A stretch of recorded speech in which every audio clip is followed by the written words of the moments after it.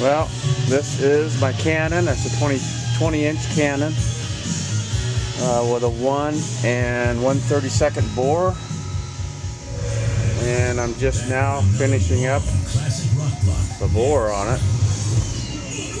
Finally bored out.